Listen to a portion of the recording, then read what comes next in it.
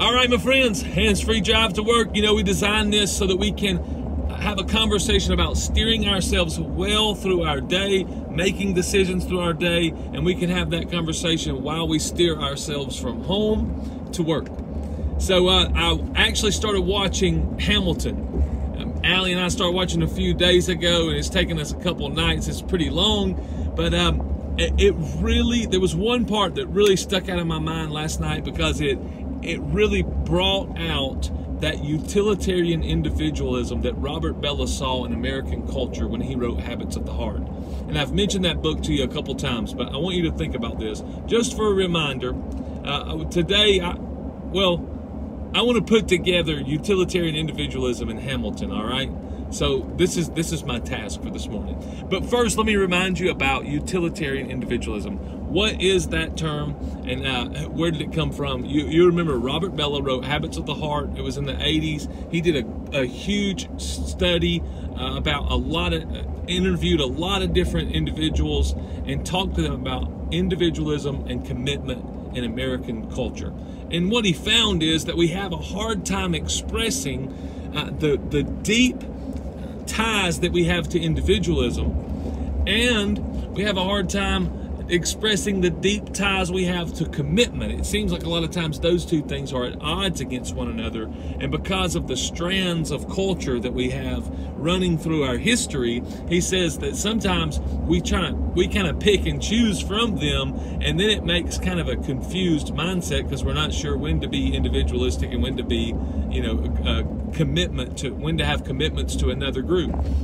And so one of the things that he found, though, he called it utilitarian individualism. And he said we have a commitment to utilitarian individualism. That means that we see our work as a way to climb up the social ladder, a way to climb up the cultural ladder, to improve our station in life, is what Robert Bellah was trying to help us see, is that it's not something, again, that we want to aspire to. He's saying it's something that's in our subconscious as a culture, that we just know that that's what work's about. Work's about climbing the ladder. Of course, everybody.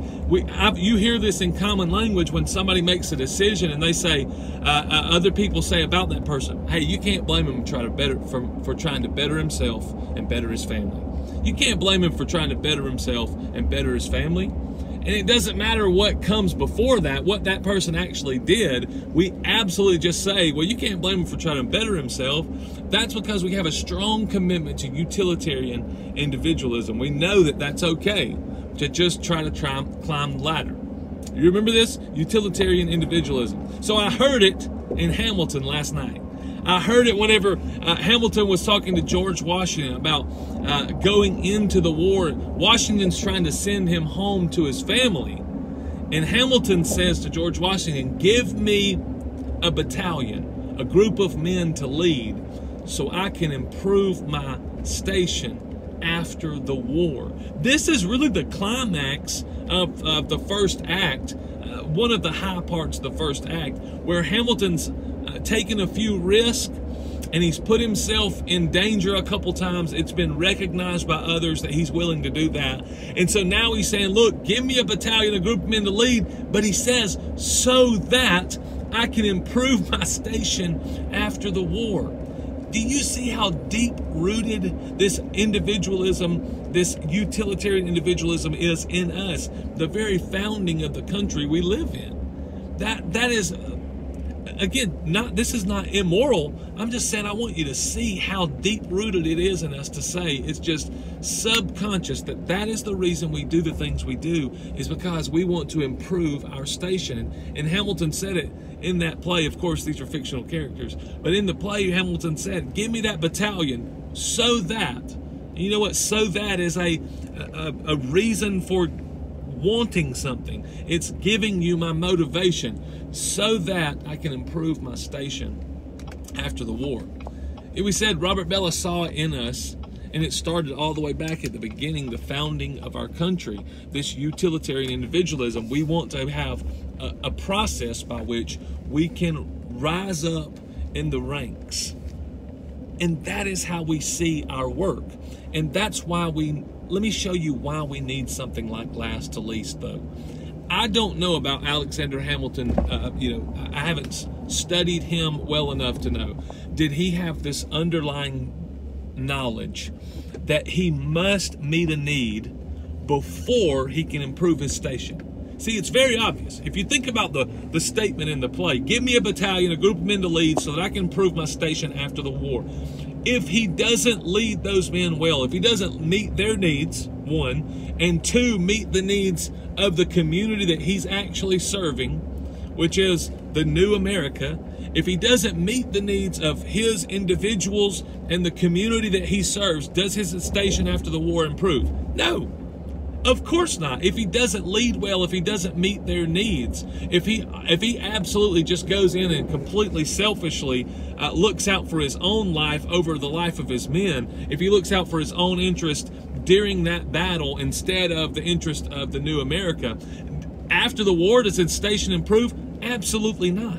So maybe he had that underlying belief and knowledge that a met need comes before any profit or incentive that comes back to me. But what I have seen over and over and over again is right now today, a couple hundred years later, what has happened, we don't have that underlying reality.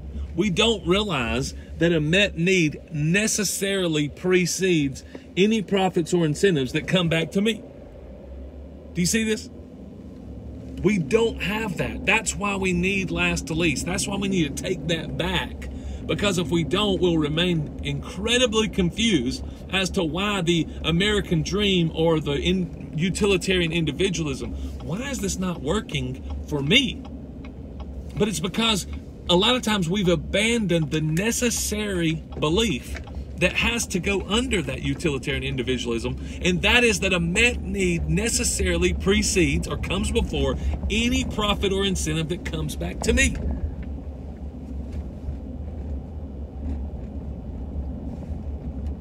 I feel like some people who watch this, I know that you're saying, well, of course.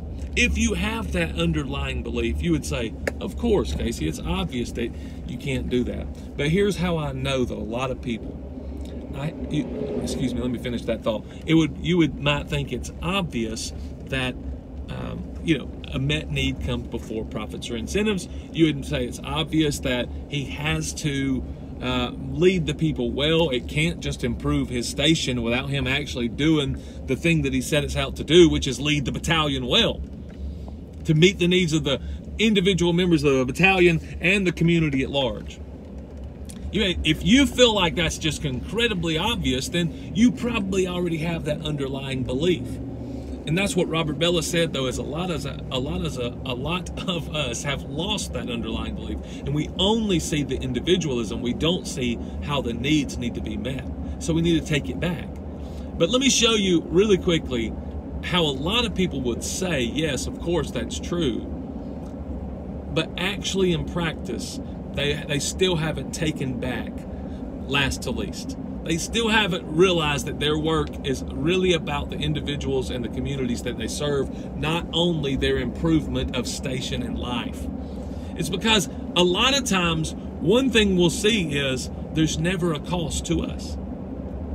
If we haven't taken back that belief that last to least is important, that met needs come before profits and incentives, then what we'll see is we never actually experience a cost. The reason I think Hamilton probably actually knew that already, he had that underlying subconscious belief, even if he didn't express it. I believe he actually had it because he did it. There was a lot of times, even in this play, where Hamilton gave up things that personally benefited him for the good of the people around him. Now, did that come back to him? Absolutely it did. They respected him. There was profits, there was incentives, but he absolutely gave up some things. But what happens with us a lot of times is we never experience a real cost. When we never experience a real cost, when we never give up something that we want or our own desires for the good of somebody else, that lets me know that really we don't have that underlying belief that a met need comes before. Because a lot of times when we meet needs, there is a personal cost. Yes, it can come back later on, but there is absolutely a personal cost at the time. And so what I've seen a lot of times is people just kind of go through life. They never take a risk. They never try to go out and meet a need for someone else that's going to hurt them in any way, shape, or form. And then they say, well, yeah, of course we should, serve other people. We should meet their needs. But it's never cost them anything. See, we have to think through that. If your work, when you're really trying to get out there and meet needs, if there's never been a personal risk to you personally, to me personally, that I say, man, you know what? I stand to lose right here, but I'm going to make sure I meet needs before I worry about my own utilitarian individualism. If I never serve with a cost to myself personally, then I've still thrown away that underlying belief of last to least, and I'm just clinging to the utilitarian individualism that you hear when you say, give me a battalion, a man to lead, so that I can improve my own station. I'm just using the people around me to ultimately get what I want. I don't think Hamilton even believed that, but we hear that statement that he made. It, of course, again, fictional character. We hear that statement and we just go all in with it. So we were like, yeah, that's right.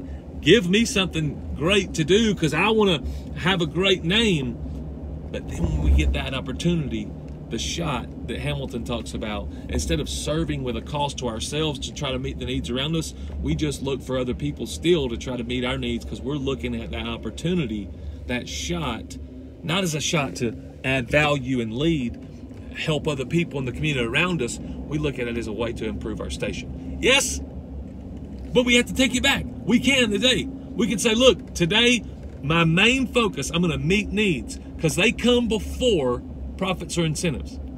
You can do it right now today. You can commit to it and say, look, today I'm going to make sure I meet needs before profits and incentives come back to me. I'm going to actually do it even if it costs me something. And watch how wise it makes you. It's not your next nice move. It's your next wise move. Thank you for listening to Hands Free Drive to Work.